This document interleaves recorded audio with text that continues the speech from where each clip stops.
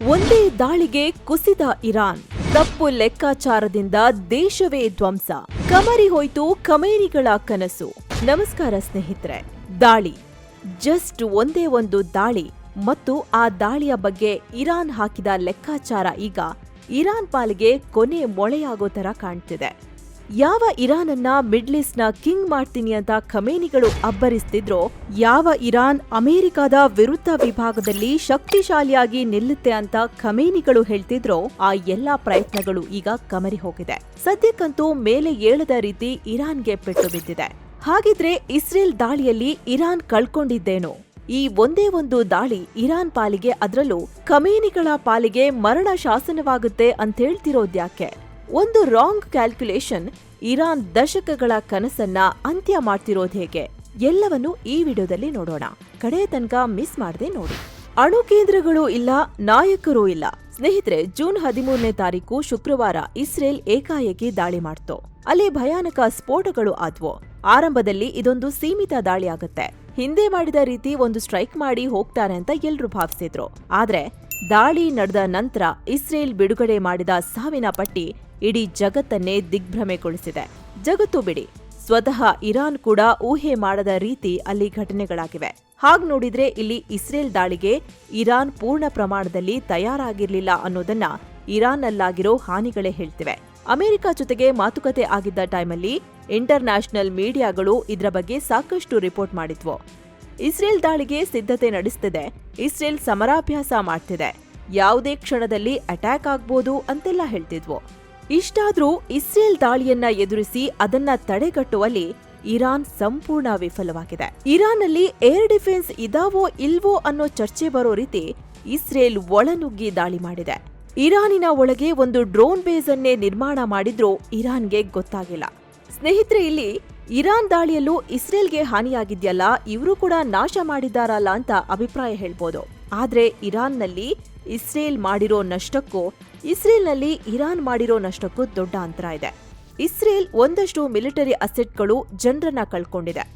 ಆದ್ರೆ ಇರಾನ್ ತನ್ನ ಜನರು, ಅಧಿಕಾರಿಗಳ ಜೊತೆಗೆ ದಶಕಗಳ ಕಾಲ ಜೋಪಾನ ಮಾಡಿಕೊಂಡು ಬಂದಿದ್ದ ತನ್ನ ಕನಸನ್ನೇ ಕಳ್ಕೊಂಡಿದೆ. ಖಮೇನಿಗಳ ದೊಡ್ಡ ಯೋಜನೆಯಾಗಿದ್ದ ಅಣು ಕಾರ್ಯಕ್ರಮಕ್ಕೆ ಈಗ ಭಾರಿ ಪೆಟ್ಟು ಬಿದ್ದಿದೆ. ನಿಮ್ಗಿದು ಗೊತ್ತಿರ್ಲಿ, ಇರಾನ್ ಭರ್ತಿ 30 ವರ್ಷಗಳಿಂದ ಇದನ್ನ ಕಣ್ಣಿನ ರೆಪ್ಪೆ ರೀತಿ ಕಾಪಾಡ್ತಿತ್ತು. ಅದಕ್ಕೆ ಭಯಾನಕ ಸ್ಟ್ರಾಟಜಿಯನ್ನು ಹೆಣ್ದಿತ್ತು. ಇಸ್ರೇಲ್ ಮತ್ತು ಅಮೆರಿಕ ವಿರುದ್ಧ ಪ್ರಾಕ್ಸಿಗಳನ್ನ ಬಿಟ್ಟು ಅವರು ತನ್ನ ಕಡೆ ಫೋಕಸ್ ಮಾಡದ ರೀತಿ ಇರಾನ್ ನೋಡ್ಕೋತಿತ್ತು. ದೂರದಲ್ಲಿ ಅವರನ್ನ ಎಂಗೇಜ್ ಮಾಡಿ ತನ್ನ ಪಾಡಿಗೆ ತಾನು ಅಣು ಕಾರ್ಯಕ್ರಮ ಮುಂದುವರಿಸ್ತಿತ್ತು. ಹಾಗಂತ ಇದೆಲ್ಲ ಇಸ್ರೇಲ್ಗೆ ಗೊತ್ತಿರ್ಲಿಲ್ಲ ಅಂತಲ್ಲ, ಅವರಿಗೂ ಇರಾನಿನ ತಂತ್ರ ಗೊತ್ತಿತ್ತು. ಆದ್ರೆ ಪ್ರಾಕ್ಸಿಗಳನ್ನ ಮೀರಿ ಅವರು ಇರಾನ್ ಹೊಡೆಯೋಕೆ ಸಾಧ್ಯ ಇರಲಿಲ್ಲ. ಮೊದಲು ಅವರು ಅಕ್ಕಪಕ್ಕದ ಶತ್ರುಗಳನ್ನ ಮಟ್ಟ ಹಾಕ್ಬೇಕಿತ್ತು. ಇನ್ಫ್ಯಾಕ್ಟ್ ಇಂಥದ್ದೊಂದು ವ್ಯವಸ್ಥೆಯನ್ನ ಇರಾನ್ ಸೆಟಪ್ ಮಾಡಿತ್ತು. ಇಸ್ರೇಲ್ ಅನ್ನ ನೇರವಾಗಿ ಕೆಣಕಿದ್ರೆ ಇಸ್ರೇಲ್ ನಮ್ಮ ಮೇಲೆ ದಾಳಿ ಮಾಡುತ್ತೆ, ಆಪರೇಷನ್ ಒಪೆರಾ ಕೈಗೊಳ್ಳುತ್ತೆ ಅಂತ ಇರಾನ್ಗೆ ಭಯ ಇತ್ತು. ಹೀಗಾಗಿನೇ ಅಮೆರಿಕವನ್ನಾಗ್ಲಿ ಇಸ್ರೇಲ್ನನ್ನಾಗಲಿ ಅವರು ನೇರವಾಗಿ ಕೆಣಕ್ತಾ ಇರಲಿಲ್ಲ. ಮೊನ್ನೆ ಕೂಡ ಅದೇ ಯೋಚನೆಯಲ್ಲಿದ್ರು. ಅಮೆರಿಕ ಇರಾನ್ ಮಾತುಕತೆ ನಡೆದ್ರೆ ಇಸ್ರೇಲ್ ತನ್ನ ದಾಳಿ ನಿಲ್ಲಿಸುತ್ತೆ ಅನ್ನೋದು ಇರಾನ್ ಯೋಚನೆ ಆಗಿತ್ತು. ಆದ್ರೆ ಇರಾನ್ ದೊಡ್ಡ ಎಡವಟ್ಟು ಮಾಡ್ಕೊಂಡಿದೆ. ಅಣುಬಾಂಬ್ ಪಡೆಯೋಕೆ ಕೆಲವೇ ದಿನಗಳು ಬಾಕಿ ಇವೆ ಅನ್ನೋ ಟೈಮಲ್ಲಿ ಮಿಸ್ ಕ್ಯಾಲ್ಕುಲೇಷನ್ ಮಾಡಿ ಇಸ್ರೇಲ್ ಮುಂದೆ ಹಿನ್ನಡೆ ಅನುಭವಿಸಿದೆ. ಸ್ನೇಹಿತರೆ, ವರದಿಯಲ್ಲಿ ಮುಂದುವರಿಯೋಕ್ಕಿಂತ ಮುಂಚೆ ವಿಡಿಯೋದ ಪಾರ್ಟ್ನರ್ಸ್ ಆಗಿರೋ ಹೆಲ್ತ್ ಇನ್ಶೂರೆನ್ಸ್ ಬಗ್ಗೆ ನಿಮಗೆ ಕ್ವಿಕ್ ಆಗಿ ಮಾಹಿತಿಯನ್ನು ಕೊಡ್ತೀವಿ. ಸ್ನೇಹಿತರೆ, ಹೆಲ್ತ್ ಇನ್ಶೂರೆನ್ಸ್ ಅತ್ಯಂತ ಅನಿವಾರ್ಯ ಈಗಿನ ಕಾಲದಲ್ಲಿ. ಟರ್ಮ್ ಮತ್ತು ಹೆಲ್ತ್ ಇನ್ಶೂರೆನ್ಸ್ ಅನಿವಾರ್ಯ. ಅದರಲ್ಲೂ ಕೂಡ ಹೆಲ್ತ್ ಇನ್ಶೂರೆನ್ಸ್ ಬೇಕೇ ಬೇಕು. ನೀವು ಯಾರನ್ನು ಬೇಕಾದರೂ ಕೇಳಿ, ಯಾವುದೇ ಆರ್ಥಿಕ ತಜ್ಞರನ್ನ, ಫಿನಾನ್ಷಿಯಲ್ ಅಡ್ವೈಸರನ್ನು ಕೇಳಿ, ಫಸ್ಟ್ ಟರ್ಮ್ ಹೆಲ್ತ್ ಇನ್ಶೂರೆನ್ಸ್ ಎರಡನ್ನ ಮಾಡಿಸ್ಕೊಳ್ಳಿ ಅಂತ ಹೇಳ್ತಾರೆ. ಹೆಲ್ತ್ ಇನ್ಶೂರೆನ್ಸ್ ಇಲ್ಲ ಅಂತ ಹೇಳಿದ್ರೆ ಏನು ಉಳಿತಾಯ ಮಾಡಿದ್ರು ಅಷ್ಟೇ, ನಾವು ಏನು ಇನ್ವೆಸ್ಟ್ಮೆಂಟ್ ಮಾಡಿದ್ರು ಅಷ್ಟೇ, ಒಂದು ಕಾಯಿಲೆ ಬಂದು, ಒಂದು ಕೆಟ್ಟ ಸೊಳ್ಳೆ ಬಂದು ಹಿಂಗೆ ಕುಟ್ಕಿದ್ರೆ ಎಲ್ಲ ಬ್ಯಾಂಕ್ ಬ್ಯಾಲೆನ್ಸ್ ಕಿತ್ತೋಗಿ ಸಾಲ ಮಾಡುವಂಥ ಪರಿಸ್ಥಿತಿ ಕೂಡ ಬರ್ಬೋದು. ಒಂದು ಎಕ್ಸಾಂಪಲ್ ಹೇಳಿದ್ದು ನಿಮಗೆ. ಆ ಥರದ 10 ಆರೋಗ್ಯದ ಸಮಸ್ಯೆಗಳು ಯಾರಿಗೆ ಯಾವಾಗ ಬೇಕಾದರೂ ಬರ್ಬೋದು. ವಯಸ್ಸಾದವ್ರಿಗೊಂಥರ, ಮಧ್ಯ ವಯಸ್ಸಿನವ್ರಿಗೊಂಥರ, ಮಕ್ಕಳಿಗೊಂಥರ ಆರೋಗ್ಯ ಸಮಸ್ಯೆಗಳು ಬರ್ಬೋದು. ಹೆಲ್ತ್ ಇನ್ಶೂರೆನ್ಸ್ ಇತ್ತು ಅಂತ ಹೇಳಿದ್ರೆ ಹಾಸ್ಪಿಟಲ್ ಬಿಲ್ನ ಭಯ ಇರೋದಿಲ್ಲ. ಯಾವ ಹಾಸ್ಪಿಟಲ್ ಟ್ರೀಟ್ಮೆಂಟ್ ತಗೊಳ್ಳಪ್ಪ, ಈಗ ಅಲ್ಲಿ ಎಷ್ಟು ರೇಟ್ ಆಗುತ್ತೆ, ಇಲ್ಲಿ ಎಷ್ಟು ರೇಟ್ ಆಗುತ್ತೆ, ಆ ಥರ ಭಯಪಡೋ ಅವಶ್ಯಕತೆ ಇರೋದಿಲ್ಲ. ಹಾಸ್ಪಿಟಲ್ನ ರೇಟ್ ಬಗ್ಗೆ ತಲೆ ಕೆಡಿಸ್ಕೊಳ್ಳದೆ ಎಲ್ಲಿ ಬೆಸ್ಟ್ ಟ್ರೀಟ್ಮೆಂಟ್ ಇದೆ ಆ ಆ್ಯಂಗಲ್ನಲ್ಲಿ ಥಿಂಕ್ ಮಾಡೋಕೆ ನೀವು ಶುರು ಮಾಡ್ತೀರಿ. ಹಾಗಾಗಿ ಸ್ನೇಹಿತರೆ, ಸಣ್ಣ ಪ್ರೀಮಿಯಂನಲ್ಲೇ ದೊಡ್ಡ ಕವರೇಜ್ ಕೊಡೋ 10 ಲಕ್ಷ, 20 ಲಕ್ಷ, 50 ಲಕ್ಷ, 1 ಕೋಟಿ, ಹೀಗೆ ನಿಮಗೆ ಬೇಕಾದ ರೀತಿಯಲ್ಲಿ ನೀವು ಹೆಲ್ತ್ ಇನ್ಶೂರೆನ್ಸ್ನ ಕವರೇಜ್ ಪಡಿಬೋದು. ಅಂಥ ಸಂದರ್ಭದಲ್ಲಿ ಹೆಲ್ತ್ ಇಶ್ಯೂಸ್ ಆದಾಗ, ಹಾಸ್ಪಿಟಲ್ ಅಡ್ಮಿಟ್ ಆದಾಗ ಆ ಬಿಲ್ಗಳನ್ನು ಹೆಲ್ತ್ ಇನ್ಶೂರೆನ್ಸ್ ಕಂಪನಿ ಪೇ ಮಾಡುತ್ತೆ. ಸೊ ಡಿಸ್ಕ್ರಿಪ್ಷನಲ್ಲಿ ಪಿನ್ ಮಾಡಿರೋ ಕಾಮೆಂಟ್ನಲ್ಲಿ ಲಿಂಕನ್ನು ಕೊಟ್ಟಿರ್ತೀವಿ. ಕ್ಲಿಕ್ ಮಾಡೋ ಮೂಲಕ ನೀವು ಕೆಲವೇ ಕ್ಲಿಕ್ಗಳಲ್ಲಿ ನೀವು ನಿಮ್ಮ ಏಜ್ಗೆ, ನಿಮ್ಮ ಫ್ಯಾಮಿಲಿಯ ಏಜ್ ಗ್ರೂಪ್ಗೆ ಏನು ಅಮೌಂಟ್ಗೆ ಏನು ಕವರೇಜ್ ಸಿಗುತ್ತೆ, ಏನೆಲ್ಲ ಫೀಚರ್ಸ್ ಸಿಗುತ್ತೆ, ಸದ್ಯಕ್ಕೆ ಆನ್ಲೈನ್ ಡಿಸ್ಕೌಂಟ್ ಕೂಡ ಇದೆ, ಆ ಡಿಸ್ಕೌಂಟ್ ಎಷ್ಟು ಎಲ್ಲವನ್ನು ಚೆಕ್ ಮಾಡಿ ಅಪ್ಲೈ ಮಾಡ್ಬೋದು. ನಿಮ್ಮ ಮತ್ತು ನಿಮ್ಮ ಫ್ಯಾಮಿಲಿಯ ಆರೋಗ್ಯದ ಭದ್ರತೆಯನ್ನು ಗ್ಯಾರಂಟಿ ಮಾಡ್ಕೋಬೋದು. ಡಿಸ್ಕ್ರಿಪ್ಷನಲ್ಲಿ ಪಿನ್ ಮಾಡಿರೋ ಕಾಮೆಂಟಲ್ಲಿ ಲಿಂಕ್ ಇದೆ. ಯಾರೆಲ್ಲ ಮಾಡಿಸಿಲ್ಲ, ಮಿಸ್ ಮಾಡದೆ ಚೆಕ್ ಮಾಡಿ, ಆಸಕ್ತಿ ಇರೋರು ಬನ್ನಿ ಈಗ ವರದಿಯಲ್ಲಿ ಮುಂದುವರಿಯೋಣ. ಸ್ನೇಹಿತರೆ, ಇಲ್ಲಿ ಇರಾನ್ ಒಳಗೆ ಇಸ್ರೇಲ್ ಮಾಡಿದ ಹಾನಿ ಹೇಗಿದೆ ಅಂದ್ರೆ, ಇರಾನ್ ಸದ್ಯಕ್ಕೆ ಅಣು ಕಾರ್ಯಕ್ರಮವನ್ನ ನಿಲ್ಲಿಸಲೇಬೇಕಾಗುತ್ತೆ ಅನ್ನೋ ವಾತಾವರಣ ಇದೆ. ಇರಾನ್ನಲ್ಲಿ ನತಾಂಜ್ ಅನ್ನೋ ಅಣು ಕೇಂದ್ರದ ಮೇಲೆ ಇಸ್ರೇಲ್ ಪ್ರಹಾರ ಮಾಡಿದೆ. ಇದು 2003ರಿಂದ ಆಪರೇಟ್ ಆಗ್ತಿತ್ತು. ಇದು ಎಷ್ಟು ಮುಖ್ಯ ಕೇಂದ್ರ ಅಂದ್ರೆ, ಇಲ್ಲಿ ಪೈಲಟ್ ಫ್ಯೂಯಲ್ ಎನ್ರಿಚ್ಮೆಂಟ್ ಪ್ಲಾಂಟ್ ಇತ್ತು.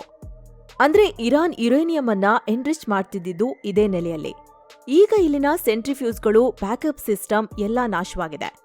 ನೆಲದಡಿಯಲ್ಲಿದ್ದ ಎಲ್ಲಾ ಪ್ಲಾಂಟ್ಗಳನ್ನು ಇಸ್ರೇಲ್ನ ಸ್ಫೋಟಕಗಳು ಹೊಡೆದಿವೆ. ಬಿಲ್ಡಿಂಗ್ ಅನ್ನು ಕೊರೆದುಕೊಂಡು ಹೋಗಿ ಒಳಗೆ ಸಿಡಿದಿವೆ. ಸ್ಯಾಟಲೈಟ್ ಇಮೇಜ್ಗಳಲ್ಲೂ ಇಲ್ಲಿನ ಹಾನಿ ಕ್ಲಿಯರ್ ಆಗಿ ಎಸ್ಟಾಬ್ಲಿಷ್ ಆಗಿದೆ. ಇಸ್ರೇಲ್ ಮಾಡಿದ one of the effective attack ಅಂತ ಇದನ್ನ ಕರೆಯಲಾಗ್ತಿದೆ. ಇರಾನ್ ತನ್ನ ಯುರೇನಿಯಂ ಅನ್ನ 60% ಇಲ್ಲೇ ಎನ್ರಿಚ್ ಮಾಡ್ತಿತ್ತು. ಇಲ್ಲಿ 6 ಎಬವ್ ಗ್ರೌಂಡ್ ಬಿಲ್ಡಿಂಗ್ಗಳು, 3 ಅಂಡರ್ ಗ್ರೌಂಡ್ ಬಿಲ್ಡಿಂಗ್ಗಳಿದ್ವು. ಇಲ್ಲಿ 50,000 ಸೆಂಟ್ರಿಫ್ಯೂಸ್ಗಳನ್ನ ಇಡಲಾಗಿತ್ತು. ಇದರಲ್ಲಿ ಬಹುತೇಕ ಧ್ವಂಸ ಮಾಡಲಾಗಿದೆ. ಭಾರೀ ಪ್ರಮಾಣದ ಸ್ಫೋಟಕಗಳನ್ನ ಇಸ್ರೇಲ್ ಸುರಿದಿದೆ.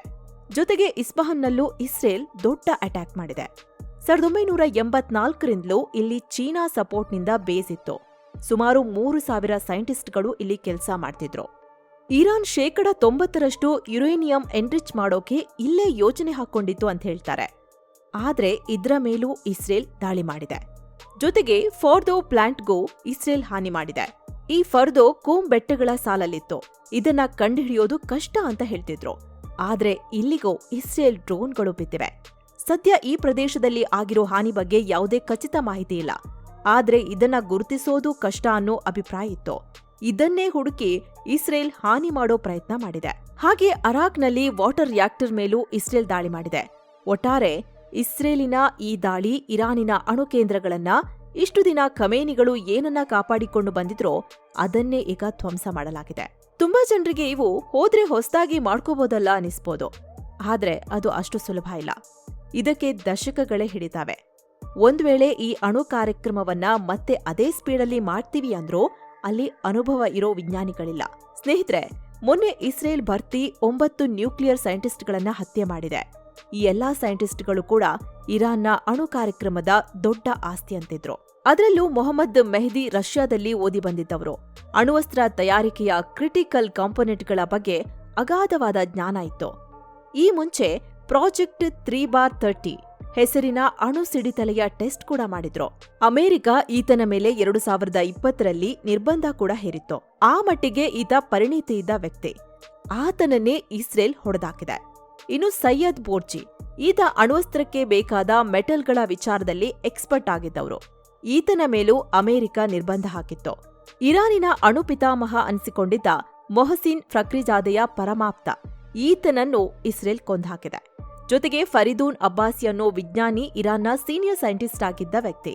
2 ದಶಕಗಳಿಂದ ಇರಾನ್ ಅಣು ಕಾರ್ಯಕ್ರಮದಲ್ಲಿ ಪ್ರಮುಖ ಪಾತ್ರ ವಹಿಸ್ತಿದ್ರು. 2010ರಲ್ಲೇ ಈತನ ಹತ್ಯೆಗೆ ಪ್ರಯತ್ನ ಆಗಿತ್ತು.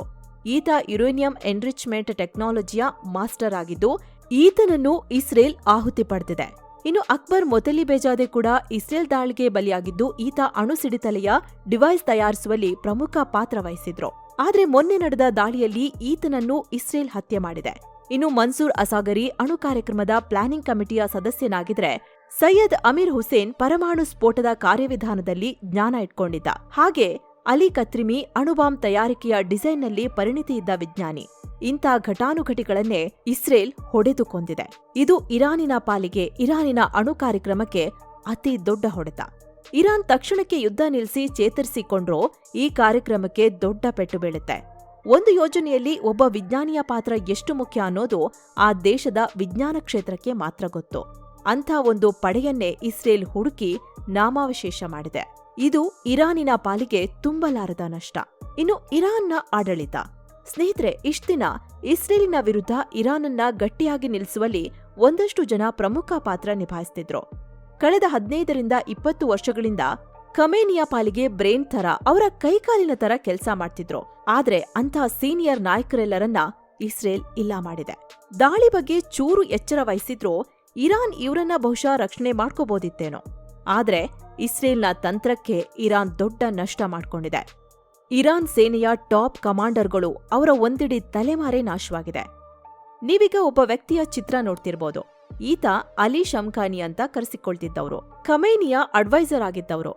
ಇರಾನಿನ ಪ್ರಭಾವವನ್ನ ಮಿಡ್ಲೀಸ್ಟ್ನಾದ್ಯಂತ ಹರಡೋಕೆ ಯತ್ನಿಸಿದ್ದ ವ್ಯಕ್ತಿ. ಕಳೆದ 2-3 ದಶಕದಲ್ಲಿ ಇರಾನ್ನ ಇಂಪಾರ್ಟೆಂಟ್ ಫೇಸ್ ಆಗಿದ್ರು. ಆದ್ರೆ ಈತನನ್ನು ಮೊನ್ನೆ ಹತ್ಯೆ ಮಾಡಿದೆ. ಇನ್ನು ಮೊಹಮ್ಮದ್ ಬಘೇರಿ, ಇರಾನ್ ಸೇನೆಗೆ ಆತ್ಮದಂತಿದ್ದ ನಾಯಕ. ಇರಾನ್ನ ಬಲವರ್ಧನೆಯ ಹಿಂದೆ ಈತ ಬಹುಮುಖ್ಯ ಪಾತ್ರ ವಹಿಸಿದ್ದ. ಹೀಗಾಗಿನೇ ಈತನನ್ನ ಚೀಫ್ ಆಫ್ ಡಿಫೆನ್ಸ್ ಸ್ಟಾಫ್ ಮಾಡಿದ್ರು. ಖಮೇನಿ ಬಿಟ್ರೆ ಈತನೇ ಅಲ್ಲಿ ಮೋಸ್ಟ್ ಪವರ್ಫುಲ್ ವ್ಯಕ್ತಿ. ಆದ್ರೆ ಇಸ್ರೇಲ್ ದಾಳಿಯಿಂದ ಈತನು ತಪ್ಪಿಸ್ಕೊಳ್ಳೋಕೆ ಆಗಿಲ್ಲ. ಇನ್ನು ಹುಸೇನ್ ಸಲಾಮಿ, ಐಆರ್ಜಿಸಿಯ ಕಮಾಂಡರ್ ಇನ್ ಚೀಫ್ ಆಗಿದ್ದ ವ್ಯಕ್ತಿ. ಖಮೇನಿ ಖಾಸಗಿ ಸೇನೆಯ ಮುಖ್ಯಸ್ಥ. ಇರಾನ್ನಾದ್ಯಂತ ಮತ್ತು ಇರಾನ್ನ ಸುತ್ತಲಿನ ಪ್ರಾಕ್ಸಿಗಳನ್ನ ಮೇಲ್ವಿಚಾರಣೆ ಮಾಡ್ತಿದ್ದ. ಅವನನ್ನು ಇಸ್ರೇಲ್ ಮುಗಿಸಿದೆ. ಗುಲಾಮ್ ಅಲಿ ರಶೀದ್, ಐಆರ್ಜಿಸಿಯ ಖಾತಮ್ ಅಲ್ ಅನ್ಬಿಯಾ ಸೆಂಟ್ರಲ್ ಹೆಡ್ ಕ್ವಾರ್ಟರ್ಸ್ನ ಮುಖ್ಯಸ್ಥನಾಗಿದ್ದ. Ali Hajizadeh, aerospace force commander ಆಗಿದ್ದ. ಒಟ್ಟಾರೆ ಇರಾನಿನ ಟಾಪ್ ಲೇಯರ್ ನಾಯಕರೆಲ್ಲರನ್ನ ಇಸ್ರೇಲ್ ನಾಶ ಮಾಡಿದೆ. ಇರಾನ್ ಸೇನೆಯನ್ನ ಮುನ್ನಡೆಸುತ್ತಿದ್ದವರು, ಇರಾನ್ಗೆ ತಂತ್ರ ಹೆಣಿತಾ ಇದ್ದವರು, ಖಮೇನಿ ಆಡಳಿತದ ಎಡಬಲಕ್ಕೆ ಇದ್ದವರೆಲ್ಲರನ್ನ ಇಸ್ರೇಲ್ ಆಹುತಿ ಪಡೆದಿದೆ. ಇದು ಖಮೇನಿ ಆಡಳಿತದ ಬುಡವನ್ನೇ ಅಲುಗಾಡಿಸಿದೆ. ಇಲ್ಲಿ ಆಡಳಿತದ ಬುಡ ಅಂತ ಯಾಕೆ ಹೇಳ್ತಿದೀವಿ ಅಂದ್ರೆ, ಇವರು ಇರಾನ್ ಒಳಗೆ ಮಾತ್ರ ಪ್ರಭಾವ ಹೊಂದಿರಲಿಲ್ಲ. ಇರಾನಿನ ಆಚೆ ಇದ್ದ ಪ್ರಾಕ್ಸಿಗಳ ಮೇಲೂ ಇವರು ಪ್ರಭಾವ ಬೀರ್ತಿದ್ರು. ಪ್ರಾಕ್ಸಿಗಳ ಕೆಲ್ಸ ಏನು? ಹಮಾಜ್, ಹೆಜ್ಬುಲ್ಲಾ ಹೇಗೆ ವರ್ಕ್ ಮಾಡ್ಬೇಕು, ಇಸ್ರೇಲನ್ನ ಹೇಗೆ ಕಾಡ್ಬೇಕು, ಎಲ್ಲವನ್ನೂ ಇವರು ನೋಡ್ಕೋತಿದ್ರು. ಒಟ್ಟಾರೆ ಇರಾನ್ ಅಣುಶಕ್ತವಾಗೋ ದಾರಿಗೆ ಇಸ್ರೇಲ್ ಯಾವುದೇ ಕಾರಣಕ್ಕೂ ಅಡ್ಡ ಬರಬಾರ್ದು ಅನ್ನೋ ರೀತಿ ಇವರು ಕೆಲ್ಸ ಮಾಡ್ತಿದ್ರು. ಈಗ ಇವರೂ ಇಲ್ಲ ಮತ್ತು ಇವರನ್ನ ಸಂಘಟನೆ ಮಾಡೋಕೆ ಈ ಪ್ರಾಕ್ಸಿಗಳ ನಾಯಕರೂ ಇಲ್ಲ. ಸದ್ಯ ಹಮಾಜ್ ನೆಲೆಯನ್ನೇ ಕಳ್ಕೊಂಡು ಕೊನೆ ದಿನಗಳನ್ನ ಲೆಕ್ಕ ಹಾಕ್ತಿದೆ. ಹಿಜ್ಬುಲ್ಲಾ ಕೂಡ ಮೊದಲಿನಷ್ಟು ಪ್ರಭಾವ ಇಲ್ಲ. ಅವರ ಲೀಡರ್ಗಳೆಲ್ಲ ಪ್ರಾಣ ಕಳ್ಕೊಂಡಿದ್ದಾರೆ. ಸೊ ಮುಂದೆ ಇವರನ್ನ ಸಂಘಟನೆ ಮಾಡೋದು ಅತ್ಯಂತ ಅಸಾಧಾರಣ ಕೆಲಸ. ಇನ್ನು ಇರಾನ್ನ ಮೇಲೆ ಇಸ್ರೇಲ್ ಮಾಡ್ತಿರೋ ಪ್ರಹಾರ ಅವರ ಪ್ರಾಕ್ಸಿಗಳಿಗೂ ದೊಡ್ಡ ಆತಂಕ ಕೊಟ್ಟಿದೆ. ಮುಂದೆ ಇರಾನ್ ತಮ್ಮನ್ನ ರಕ್ಷಣೆ ಮಾಡುತ್ತೆ ಅನ್ನೋ ನಂಬಿಕೆ ಇವರಿಗೆ ಮುಟ್ತಾ ಇಲ್ಲ. ಹೀಗಾಗಿನೇ ಇರಾನ್ ಪಾಲಿನ ಚಾಲೆಂಜಿಂಗ್ ದಿನ ಅಂತ ವಿಶ್ಲೇಷಣೆ ಮಾಡ್ತಿದ್ದಾರೆ. ಖಮೇನಿಗಳ ಕನಸು ಭಗ್ನ. ಸ್ನೇಹಿತರೆ, ಖಮೇನಿಗಳು 1980ರ ಕಾಲದಿಂದಲೂ ಈ ಭಾಗದಲ್ಲಿ ಪ್ರಭಾವ ವೃದ್ಧಿಯ ಕೆಲಸ ಮಾಡ್ತಿದ್ರು. ಇಸ್ಲಾಂ ದೇಶಗಳ ನಾಯಕನಾಗಬೇಕು, ಇರಾನನ್ನ ಸೂಪರ್ ಪವರ್ ಮಾಡಬೇಕು ಅಂತ ಕನಸು ಕಾಣ್ತಿದ್ರು. ಅದಕ್ಕಾಗಿ ಮತವನ್ನೇ ಆಯುಧವಾಗಿ ಬಳಸ್ತಿದ್ರು. ಮತದ ಹೆಸರಲ್ಲಿ ದಂಗೆಗೆ ಕರೆ ಕೊಟ್ಟು ಇಲ್ಲಿನ ಸುನ್ನಿ ದೇಶಗಳ ವಿರುದ್ಧ ತಂತ್ರ ಹೆಣಿತಿದ್ರು. ಅದಕ್ಕಾಗಿ 30-40 ವರ್ಷಗಳಿಂದಲೂ ನಿರಂತರ ಪ್ರಯತ್ನ ಆಗ್ತಿತ್ತು. ಅಲ್ಲಿ ಪ್ರಾಕ್ಸಿ ಸಾಮ್ರಾಜ್ಯ ಇತ್ತು. ಇಸ್ರೇಲ್ ವಿರೋಧಿ ಕೂಡ ಇದ್ದಿತ್ತು. ಒಟ್ಟಾರೆ ಇರಾನ್ ಮಿಡ್ಲೀಸ್ಟ್ನಾದ್ಯಂತ ಒಂದು ಪ್ರಭಾವ ವೃದ್ಧಿ ಮಾಡಿತ್ತು. ಮೊದಲ ಲೇಯರ್ನಲ್ಲಿ ಖಮೇನಿಗಳಿದ್ರು. ಅದರ ಸುತ್ತ ಅವರ ಮೂಲಭೂತವಾದಿಗಳ ಪಡೆ ಇತ್ತು. ಅವರ ಸುತ್ತ ಇರಾನ್ನ ರೆವಲ್ಯೂಷನರಿ ಗಾರ್ಡ್ ಇತ್ತು. ಅವರ ನಂತರ ಪ್ರಾಕ್ಸಿ ಗುಂಪುಗಳಿದ್ವು. ಈ 6-7 ಸುತ್ತಿನ ಕೋಟೆಯಿಂದ ಇರಾನ್ನ ಖಮೇನಿಗಳು ದೇಶದ ಒಳಗೆ ಮತ್ತು ಹೊರಗೆ ಒಂದು ಹಿಡಿತ ಹೊಂದಿದ್ರು. ಆದ್ರೆ ಮೊನ್ನೆಯ ದಾಳಿಯಿಂದ ಈ ಚೈನೆ ಸಡಿಲವಾಗಿದೆ. ಇರಾನ್ ವ್ಯವಸ್ಥೆಯ ಮೇಲೆ ಖಮೇನಿಗಳು ಹಿಡಿತ ಕಳ್ಕೋತಿದ್ದಾರೆ. ಜೊತೆಗೆ ಇಸ್ರೇಲ್ ಮತ್ತು ಅಮೆರಿಕ ಇರಾನ್ ಒಳಗೆ ದಂಗೆಗೆ ಪ್ರಯತ್ನ ಮಾಡ್ತಿರೋದು ಪರಿಸ್ಥಿತಿಯನ್ನ ಇನ್ನಷ್ಟು ಹದಗೆಡಿಸ್ತಿದೆ. ಇದೆಲ್ಲದಕ್ಕೂ ಮಿಗಿಲಾಗಿ ಇರಾನ್ನ ಸೇನೆಗೂ ದೊಡ್ಡ ಪ್ರಮಾಣದ ಹಾನಿಯಾಗ್ತಿದೆ. ಅವರ ಸೇನಾ ನೆಲೆಗಳು, ರೆಡಾರ್ಗಳು ಕೂಡ ಧ್ವಂಸವಾಗಿದೆ. ಇರಾನ್ನ ಮಿಸೈಲ್ಗಳು ಇಸ್ರೇಲನ್ನ ಸೋಲಿಸ್ತವೆ ಅನ್ನೋ ನಂಬಿಕೆ ಯಾರಿಗೂ ಬರ್ತಿಲ್ಲ. ನಾಳೆ ಇಸ್ರೇಲ್ ಇನ್ನೂ ದೊಡ್ಡ ಪ್ರಮಾಣದ ದಾಳಿ ಮಾಡಿದ್ರೆ ಇರಾನ್ ಸೇನೆಗೆ ಆಗೋ ಹಾನಿ ಇನ್ನಷ್ಟು ಕಂಗೆಡಿಸೋ ಸಾಧ್ಯತೆ ಇರುತ್ತೆ. ಇಲ್ಲಿ ಗಮನಿಸಬೇಕಾದ ಮತ್ತೊಂದು ಸಂಗತಿ ಅಂದ್ರೆ, ಇಸ್ರೇಲ್ ಮಾಡಿದ ದಾಳಿಗಳು ನಿಖರವಾಗಿ ಮತ್ತು ಯಶಸ್ವಿಯಾಗಿ ಇರಾನ್ನನ್ನ ಒತ್ತಡಕ್ಕೆ ತಳ್ತಿವೆ. ಆದ್ರೆ ಇರಾನ್ ಮಾಡಿದ ದಾಳಿಗಳು ಇಸ್ರೇಲ್ ಸೇನೆಗೆ ದೊಡ್ಡ ಪೆಟ್ಟು ಕೊಡ್ತಿಲ್ಲ. ಯಾವುದೇ ತಯಾರಿ ಮಾಡ್ಕೊಳ್ಳದೆ ಯುದ್ಧಕ್ಕೆ ಇಳಿದಿರೋ ಇರಾನ್ ಸ್ಟ್ರಾಟಜಿಕ್ ಹಿನ್ನಡೆ ಅನುಭವಿಸುತ್ತಿದೆ. ಈಗಾಗಲೇ ಒಂದೊಂದಾಗಿ ತನ್ನ ಮಿಲಿಟರಿ ಅಸೆಟ್ಗಳನ್ನೆಲ್ಲ ಇರಾನ್ ಕಳ್ಕೋತಿದೆ. ಆರ್ಥಿಕ ಮೂಲಗಳನ್ನ ಬರಿದು ಮಾಡ್ಕೋತಿದೆ. ಮೊದಲೇ ಆರ್ಥಿಕ ಸಂಕಷ್ಟದಿಂದಿರೋ ಇರಾನ್ಗೆ ಇಸ್ರೇಲ್ ಕೊಡ್ತಿರೋ ಹೊಡೆತ ಇರಾನ್ ಜನರ ಜೀವನವನ್ನ ಮತ್ತಷ್ಟು ದುಸ್ತರಗೊಳಿಸಬಹುದು. ತೈಲಗಾರದ ದಾಳಿ, ಸೇನಾ ಮೂಲಸೌಕರ್ಯದ ಮೇಲಿನ ದಾಳಿ ಇರಾನ್ ಜನರ ತಲೆ ಮೇಲೆ ಹೆಚ್ಚಿನ ತೆರಿಗೆ ಹಾಕುತ್ತೆ. ನಿಮ್ಗೆ ಗೊತ್ತಿರ್ಬೋದು, ಖಮೇನಿಗಳನ್ನ ಕಂಡ್ರೆ ಇರಾನ್ನ ಒಳಗೂ ದೊಡ್ಡ ಮಟ್ಟದ ಅಸಮಾಧಾನ ಇದೆ. ಸೊ ಆ ಗುಂಪು ಇದನ್ನ ತಮ್ಮ ಅನುಕೂಲಕ್ಕೆ ಬಳಸಿಕೊಂಡ್ರೆ ನಾಗರಿಕ ದಂಗೆ ಆದ್ರೂ ಆಶ್ಚರ್ಯ ಇಲ್ಲ. ಇಲ್ಲಿ ಇಸ್ರೇಲ್ ಸೋತ್ರೆ ಅಲ್ಲಿ ಪ್ರಧಾನಿ ಬದಲಾಗ್ಬೋದು, ಆ ಜಾಗಕ್ಕೆ ಬೇರೆ ಪಿಎಂ ಬರ್ಬೋದು. ಆದ್ರೆ ಇರಾನ್ ಸೋತ್ರೆ ಖಮೇನಿಗಳಿಗೆ ಉಳಿಗಾಲವೇ ಇರಲ್ಲ, ಅಥವಾ ಉಳಿಸೋರು ಯಾರೂ ಇರಲ್ಲ. ಇರಾಕ್ ಯುದ್ಧವನ್ನ ಬಿಟ್ರೆ ಖಮೇನಿಗಳು ಮೇಜರ್ ಆಗಿ ಯಾವುದೇ ಯುದ್ಧ ಮಾಡಿಲ್ಲ. ಒಂದು ವೇಳೆ ಇದರಲ್ಲಿ ಇಸ್ರೇಲ್ ಇನ್ನಷ್ಟು ಎಫೆಕ್ಟಿವ್ ಆಗಿ ದಾಳಿ ಮಾಡ್ತು ಅಂದ್ರೆ ಖಮೇನಿಗಳ ಇರಾನಿಗೆ ಇದು ಮರಣ ಶಾಸನವಾಗ್ಬೋದು, ಅಥವಾ ಖಮೇನಿ ಆಡಳಿತಕ್ಕೆ ಕೊನೆಯಾಗಿ ಇರಾನ್ಗೆ ಹೊಸ ಅಧ್ಯಾಯ ಶುರುವಾಗ್ಬೋದು. ಒಟ್ಟಾರೆ 46 ವರ್ಷಗಳ ಸುದೀರ್ಘ ಆಡಳಿತದಲ್ಲಿ ಖಮೇನಿಗಳು ಬಹುದೊಡ್ಡ ಚಾಲೆಂಜ್ ಅನ್ನ ಫೇಸ್ ಮಾಡ್ತಿದ್ದಾರೆ. ಇದು ಯಾವ ರೀತಿ ಕೊನೆಯಾಗುತ್ತೆ ಅನ್ನೋದಕ್ಕೆ ಇಸ್ರೇಲ್ನ ಮುಂದಿನ ನಡೆಗಳೇ ಉತ್ತರ ಕೊಡಬೇಕು.